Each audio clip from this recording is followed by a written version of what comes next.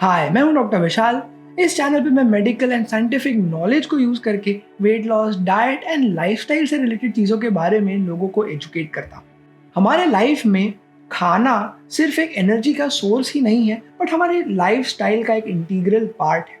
But most of the time जैसे ही खाना हमारे मुंह से नीचे उतरता है, हम उसके बारे में कंप्लीटली भूल जाते हैं। एज अ डॉक्टर मुझे लगता है कि हम अपने डाइजेस्टिव सिस्टम को उतना समझते नहीं हैं, उसे उतनी इम्पोर्टेंस नहीं देते हैं जितना हमें देना चाहिए।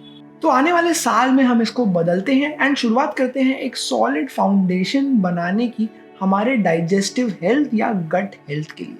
तो जो भी आदतें हैं जो कि आपके डाइजेस्टिव सिस्टम या गट को एकदम टिप टॉप शेप में रखती हैं, उनको हम 4 मेन कैटेगरीज में डिवाइड कर सकते हैं। पहली कैटेगरी है कुछ ऐसी चीजें जो हमें करनी चाहिए, things that we must do.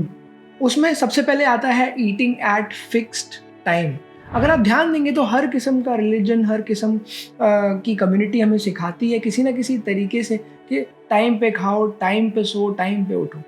For example Jainism में बताया जाता है कि आप सनसेट के पहले खा लो। वहीं पे इंटरमिटेंट फास्टिंग कहेगी कि आप 12 घंटे 16 घंटे के गैप पे खाना खाओ। सो बेसिकली जो हमें बताया जा रहा है कि आप फिक्स टाइम पे खाइए। अब उसके बीच में कितने घंटे हैं वो आप अपने आप डिसाइड कर लो, बट द पॉइंट इज कि अगर आप फिक्स्ड इंटरवल पे खाते हो तो आपके बॉडी को, आपके लिवर को, आपके स्टमक को पता रहता है कि कितने बजे खाना आने वाला है एंड उस हिसाब से आपकी बॉडी प्रिपेयर्ड होती है उसको अच्छे से डाइजेस्ट करने के लिए। वहीं पे अगर आप खाने के बीच में स्नैक्स नहीं करोगे, ये नहीं कि आपने दिन में 2 बार खाना खाना है लेकिन बीच में आप चटर पटर कुछ ना कुछ खाते रह रहे हैं, अगर आप इसको अवॉइड करोगे तो और भी अच्छा हो जाएगा। बिकॉज अगेन आपकी बॉडी में जो भी इंसुलिन सिक्रीशन होता है, जो सैटिस्फैक्टरी सेंटर को इन्फ्लुएंस करने वाले हार्मोन्स सिक्रीट होते हैं, फॉर एग्जांपल लेप्टिन, या जो भूख बढ़ाने वाला हार्मोन है ग्रेलिन, ये सारे अपने क्लॉक वर्क फैशन में या सर्कैडियन रिदम के हिसाब से सिक्रीट हो पाएंगे, जिससे कि आपको डाइजेस्टिव इश्यूज काफ़ी कम हो जाएंगे। आपका पेट हमेशा फूला फूला नहीं रहेगा बिकॉज खाना जो आएगा वो सही समय पर डाइजेस्ट होगा एंड उसके बाद आपके डाइजेस्टिव सिस्टम को आराम मिलेगा कई घंटों का एंड वो नेक्स्ट मील के लिए प्रिपेयर हो जाएगा। The third habit would be to learn to cook. आप दिन में कम से कम एक अपनी मील खुद बना के खाएंगे। अब ये सुनने में बहुत ही इम्प्रैक्टिकल लगता है, बट मानिए मेरी बात, अगर आप अपना खाना खुद बनाने लगे, एटलीस्ट एक मील भी खुद बनाने लगे, तो आप इस पूरे न्यूट्रिशन वाले प्रोसेस में इन्वॉल्व हो जाओगे एंड आप अपनी नॉलेज बढ़ाओगे। आप इतना अच्छे से, इतने ध्यान से अपने डाइजेस्टिव सिस्टम का ख्याल रखोगे कि आपके काफ़ी सारे डाइजेस्टिव प्रॉब्लम्स अपने आप ही चले जाएंगे। तो चाहे वो एक सिंपल ब्रेड ऑमलेट ही क्यों ना हो या दलिया जैसा कुछ सिंपल डिश ही क्यों ना हो, बट आपको दिन में एक बार अपनी मील खुद के लिए बनानी चाहिए, जिससे कि वो सबसे अच्छे क्वालिटी की मील हो एंड उसी से आपका खुद का भी कोई कंट्रीब्यूशन हो अपने डाइजेस्टिव सिस्टम को ठीक करने में। Fourth point is to reduce stress. Again ये कहना बहुत आसान है, बट मॉडर्न ज़माने में स्पेशली यंग लोगों के बीच इस चीज़ को डिस्कस करना प्रैक्टिकली व्यर्थ है। बट द पॉइंट इज कि आपके स्ट्रेस लेवल्स आपके डाइजेशन को भी इन्फ्लुएंस करते हैं। कई बार आप खाना खाएंगे, आपको एसिडिटी होगी, डायरिया होगा, कॉन्स्टिपेशन होगा एंड आप सोच रहे होंगे कि ऐसा क्यों हुआ। हो सकता है आपका कोई एग्जाम आने वाला हो, आपको जॉब से निकाल दिया गया हो, आपके रिलेशनशिप में कोई स्ट्रेस चल रहा हो, कोई पैसों से, बिजनेस से रिलेटेड टेंशन। ये सारी चीज़ें गोलियों से नहीं दूर होंगी, अपने आप मेंटल हेल्थ वाली टेक्निक्स यूज़ करके सॉल्व होंगी एंड उसी से आपका डाइजेशन भी इम्प्रूव होगा। Point number 5 is to improve the quantity and quality of your sleep. नींद का भी आपके डाइजेशन से बहुत क्लोज कनेक्शन है। अगर आप कम सोते हैं तो आपको कॉन्स्टिपेशन हो सकता है, आपको ब्लोटिंग वाली सेंसेशन आ सकती है, फूला फूला लग सकता है, आपका खाना ठीक से डाइजेस्ट नहीं होता है, आपको भूख नहीं लगेगी, आपको ऐसा लगेगा कि पेट भरा भरा है। उसी के साथ आपके अलग अलग न्यूट्रिशन के एब्जॉर्प्शन कम हो जाता है। एक साइंटिफिक स्टडी में पता किया गया कि जो लोग एडिक्वेट स्लीप लेते हैं, यानी कि 7 से 8 घंटे की स्लीप लेते हैं, अच्छी क्वालिटी की स्लीप, यानी कि रात में उठते नहीं हैं, ऑन एन एवरेज वो दिन की 270 कैलोरी या लगभग 300 कैलोरीज कम कंज्यूम करते हैं बिना कोई एक्स्ट्रा एफर्ट डाले। एंड जब वो सोते हैं तो उनका ग्लूकोज भी अच्छे से मेटाबोलाइज हो पाता है उनके शरीर में। एज अ रिजल्ट उनका वजन भी कंट्रोल में रहता है, उन्हें अननेसेसरी ज़्यादा खाने की क्रेविंग नहीं होती है एंड वो ज़्यादा कैलोरीज बर्न करते हैं सिर्फ एक्स्ट्रा सोने से। And point number 6 is to exercise more often.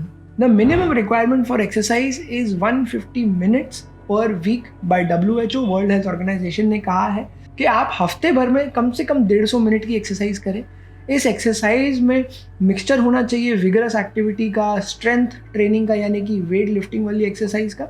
आप चूज़ कर सकते हैं कि आपको कोई हॉबी परस्यू करनी है, कार्डियो करना है, जिम जाना है, but the bottom line is कि पूरे हफ्ते में कम से कम 2.5 घंटे डेडिकेटेड होने चाहिए एक्सरसाइज के लिए। जैसे ही आप एक्सरसाइज करेंगे आपका मेटाबॉलिज्म ओवरऑल इंप्रूव हो जाएगा एंड उसी के साथ आपका डाइजेशन भी इंप्रूव हो जाएगा। So after understanding things that we must do, now we have to learn things that we must keep a track of or things that we should track. So there are 4 things that we should be tracking. Number 1 is to track our calories.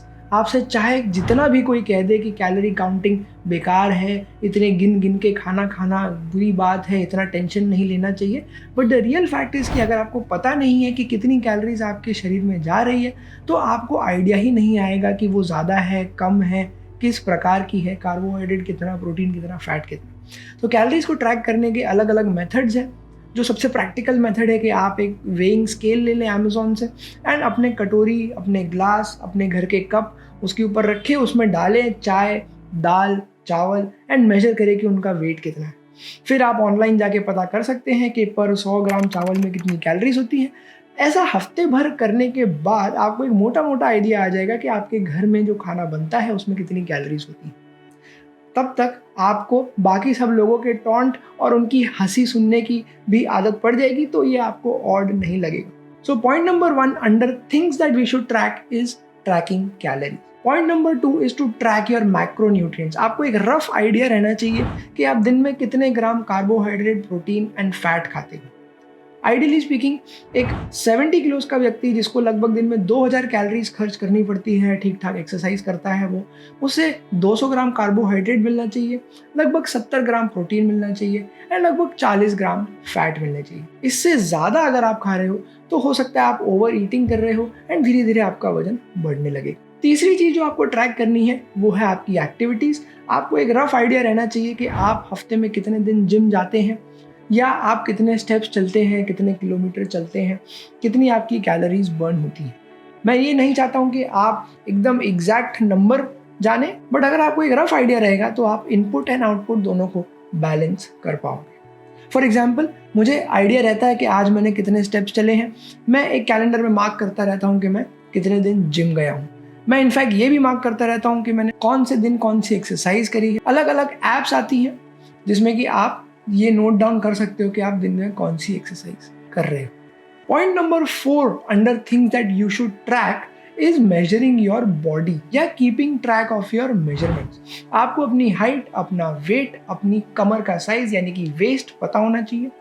आपको पता होना चाहिए कि आपका body mass index कितना है and आपका एक बेसल मेटाबॉलिक रेट कितना है। ये सारी चीज़ें पता करना कोई बहुत मुश्किल नहीं है। बहुत सारे ऑनलाइन कैलकुलेटर्स आते हैं, BMR कैलकुलेटर, BMI कैलकुलेटर, जिनकी मदद से आप ये सारे नंबर्स पता कर सकते हैं। द आइडिया इज़ कि अगर आपको इन पे नज़र है तो आपको अपनी प्रोग्रेस का पता रहेगा। फॉर एग्जाम्पल, अगर आप जेंट्स हैं, मेल हैं, आपकी कमर की साइज़ 90 सेंटीमीटर से ज़्यादा है तो समय है कि आप जाके हेल्थ चेकअप करें। हो सकता है कि आपके बॉडी में फैट परसेंटेज ज़्यादा हो, आपको डायबिटीज़ की रिस्क ज़्यादा है, हार्ट डिसीज़ की रिस्क ज़्यादा है, हाइपरटेंशन या हाई BP की रिस्क ज़्यादा है। वहीं पे अगर आप फीमेल हैं तो ये नंबर 80 सेंटीमीटर के आगे। तो अगर आप ये चीज़ें मेजर नहीं करेंगे तो आपको पता ही नहीं चलेगा एंड बीमारी जब बहुत एडवांस स्टेज में चली जाएगी तब आपकी आंखें खुलेंगी। तो another thing that you should track is your body measurements and they will tell you if you are eating too many calories or you are underweight and you have become weak.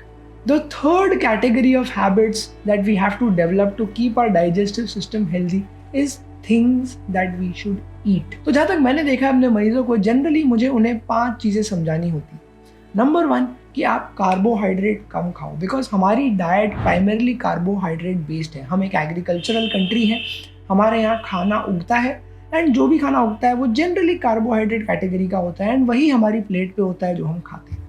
उसी के साथ जैसे जैसे हमारी diet westernise होती जा रही है, अब हम ज़्यादा प्रोसेस्ड कार्बोहाइड्रेट्स खाने लगे हैं जो कि हेल्दी कार्बोहाइड्रेट का अनहेल्दी फॉर्म है। तो एक तो पहले ही कार्बोहाइड्रेट ज़्यादा है और अब वो अनहेल्दी भी होता जा रहा है। तो cut down on your carbohydrate. And carbohydrate का एक बहुत पॉपुलर विलन है जिसको कि हम ज़्यादा अच्छे से जानते हैं, उसका नाम है sugar. Cut down on your sugar. तो अगर मैं सिर्फ कहूँ कि cut down on your sugar तो वो इनकम्प्लीट होगा। Ideally you should limit your carbohydrates and you should absolutely limit simple sugar या processed carbohydrates. Complex carbohydrates, healthy carbohydrates ज़्यादा से ज़्यादा, बट दिन के 200 ग्राम से ज़्यादा भी नहीं. Second advice is to increase the protein that you eat. Majority Indian patients में मैंने देखा है कि वो प्रोटीन कम खाते हैं बिकॉज हमारे कल्चर में, हमारे डाइट में एडिक्वेट प्रोटीन नहीं होता. ऊपर से हम फिजिकल एक्टिविटी के भी बहुत फ़ैन नहीं हैं, हम पढ़ाई पे ज़्यादा फोकस करते हैं, तो हम ज़िंदगी भर कम प्रोटीन वाली डाइट एंड कमज़ोर बॉडी लेकर ही घूमते रहते हैं. तो मैं सभी को ये एडवाइस करता हूँ, यार आपको हेल्दी बनना है तो आपको एक्सरसाइज तो करनी होगी जैसे कि हमने पहले डिस्कस किया, बट अपनी डाइट में प्रोटीन भी बढ़ाना हो. कितना खाना है protein? Average is 1 gram for every kg of your body weight, यानी कि 70 किलो के व्यक्ति के लिए 70 grams of protein every day. जो लोग एडिक्वेट प्रोटीन नेचुरल डाइट से नहीं खा पाते हैं वो लोग वे प्रोटीन की मदद ले सकते हैं अपने प्रोटीन इंटेक को पूरा करने के लिए. प्रोटीन खाने के अलग अलग सोर्सेज हैं, हम सबको पता है, वेजिटेरियन, नॉन वेजिटेरियन, एंड तीसरा सोर्स हो सकता है supplement. Third dietary advice is to increase probiotic. अब आप कहोगे सर प्रोबायोटिक क्या होता है? तो प्रोबायोटिक कुछ ऐसे बैक्टीरिया होते हैं जो कि हमारे इंटेस्टाइन्स में जाके जो गुड बैक्टीरिया है उनकी मात्रा बढ़ाते हैं. प्रोबायोटिक खाने के 2 मेन तरीके हैं, एक है आपकी डाइट के थ्रू और एक है प्रोबायोटिक सप्लीमेंट के थ्रू. डाइट में अलग अलग प्रोबायोटिक ऑप्शंस आते हैं जैसे कि फर्मेंटेड फूड, फॉर एग्जांपल दही, बटर मिल्क, लस्सी. लस्सी में अगर ज़्यादा शुगर होगा तो उसका फ़ायदा नहीं है, बट कम शुगर वाली लस्सी. अगर आप दूध नहीं टॉलरेट कर सकते हैं तो राइस के फर्मेंटेड प्रोडक्ट्स जैसे कि डोसा, इडली वगैरह. अगर आप ये डाइट में नहीं ले सकते हैं तो आप सप्लीमेंट ले सकते हैं. मार्केट में अलग अलग किस्म के सप्लीमेंट्स आते हैं. ध्यान रखिए कि आप जो भी प्रोबायोटिक सप्लीमेंट ले रहे हैं उसमें ज़्यादा शुगर नहीं होनी चाहिए वरना आपका नुकसान होगा. अगर ये भी आपको नहीं समझ आ रहा है तो आप किसी डॉक्टर के पास जा सकते हैं, किसी जनरल सर्जन के पास जैसे मैं हूँ, किसी फिजिशियन के पास, किसी गैस्ट्रोएंटरोलॉजिस्ट के पास. वो आपको गाइड करेगा कि आपको किस किस्म के प्रोबायोटिक्स लेने चाहिए. पॉइंट नंबर 4 जो मैं अपने कॉमनली पेशेंट्स को बताता हूँ वो है कि increase fibre in your diet. हमारे इंडियन डाइट में हम फाइबर ज़्यादा नहीं खाते हैं. हम इतनी सी सब्जी के साथ 2, 4, 5 रोटी खा सकते हैं. आइडियली स्पीकिंग हमें कार्बोहाइड्रेट जैसा कि मैंने बताया कम करने हैं एंड फाइबर की क्वांटिटी बढ़ानी है. फाइबर पाया जाता है अलग अलग वेजिटेबल्स में, अलग अलग फ्रूट्स में एंड ऐसे अनाज में जिसको पॉलिश करके फिल्टर करके चकाचक नहीं बनाया गया हो, यानी कि brown rice and whole wheat. अगर आपकी नेचुरल डाइट में आप ज़्यादा फाइबर नहीं खा सकते हैं तो आप फाइबर सप्लीमेंट भी ले सकते हैं. जैसे इसबगोल वाला जो फाइबर सप्लीमेंट होता है वो सबसे सेफ होता है. हालांकि कुछ बहुत स्पेसिफिक कंडीशन हैं जिनमें इसको नहीं देना चाहिए, स्पेशली अगर कोई बहुत ओल्ड व्यक्ति है एंड अगर आपको इंटेस्टाइनल ऑब्स्ट्रक्शन नाम की कभी कोई बीमारी हुई है या आपकी रिपोर्ट में आया है तो आपको ये सब चीज़ें अपने आप नहीं लेनी चाहिए. But for the vast majority of the people जिनको कि कोई बीमारी नहीं है वो इसबगोल का सप्लीमेंट यूज़ कर सकते हैं अपने फाइबर की कमी को पूरा करने के लिए. The fifth thing that I always recommend my patients that they should take care of is their hydration, यानी कि वो पानी कितना पीते हैं. एंड आप बिलीव नहीं करेंगे, दिन में मैं इतनी बार सुनता हूँ कि सर मैं पानी पीना भूल जाता हूँ. तो अगर आप सच में भूल जाते हो तो आप ऐप्स यूज़ कर सकते हो. आजकल उसके लिए भी ऐप आती है जो आपको रिमाइंड कराएगी कि पानी कब कब पीना है. आजकल ऐसी बॉटलें आ गई हैं जो कि ब्लूटूथ से आपके मोबाइल पे कनेक्ट हो जाएंगी और आपके फ़ोन पर नोटिफिकेशन देंगी कि भैया पानी पी लो. बट पानी पीना आपके डाइजेस्टिव सिस्टम को हेल्दी रखने के लिए उतना ही ज़रूरी है जितना कि खाना खाना. कितना पानी पीना चाहिए? वेल, इसका जो पॉपुलर आंसर है वो है 4 लीटर, 5 लीटर. बट जो प्रैक्टिकल आंसर, जो मेडिकल आंसर है कि ये कोई फिक्स क्वांटिटी नहीं है. ये चेंज होता है आपकी एज, आपके जेंडर, आपकी एक्टिविटी लेवल एंड सीजन के साथ. बट फिर भी अगर एक रफ फिगर मैं आपको दूं तो वो होना चाहिए लगभग 3 से 4 लीटर. एंड इसमें सिर्फ वो पानी नहीं है जो कि आप पीते हो जो कि क्लियर वाटर है. इसमें हम ये भी गिन लेते हैं कि चाय का जो पानी है, जो आपका दूध का, लस्सी का, बटर मिल्क का पानी है, जो आपके दाल में पानी है, जो सब्जी में पानी है, वो सब मिला के इतना लेवल जाना चाहिए. तो मैं नहीं चाहता हूँ कि सिर्फ पानी पीने का आपके ऊपर कोई स्ट्रेस आ जाए, बट आपको एक रफ आइडिया रहना चाहिए कि आप दिन में कितना पानी कंज्यूम करते हैं. Now the fourth category is things that we should learn if we want to keep our digestive system healthy. तो कौन सी ऐसी चीज़ें जो कि हमें सीखनी चाहिए?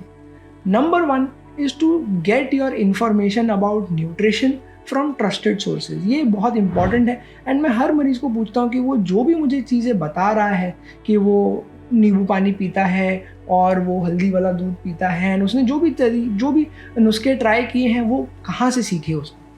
अगर तो वो कोई ट्रस्टेड सोर्स है, कोई साइंटिफिक सोर्स है, कोई अच्छा वेबसाइट है, कोई किताब है, कोई इंटरव्यू में उसने पढ़ा, या वो किसी व्यक्ति को पर्सनली जानता है जो कि वेल क्वालिफाइड है, तो बात सही। बट अगर आपके सोर्स ऑफ इंफॉर्मेशन ही बहुत कच्चे हैं, जो कि ठीक से क्वालिफाइड नहीं है, जो कि साइंटिफिक बातें नहीं करते हैं, तो आपकी ओवरऑल हेल्थ भी सफ़र करेगी, बिकॉज इनकी बातों को आप ब्लाइंडली फॉलो करोगे। तो आज इस वीडियो में हमने काफ़ी सारी चीज़ें डिस्कस कर ली, जिनको हम मेनली 4 हेडिंग्स में डाल सकते हैं।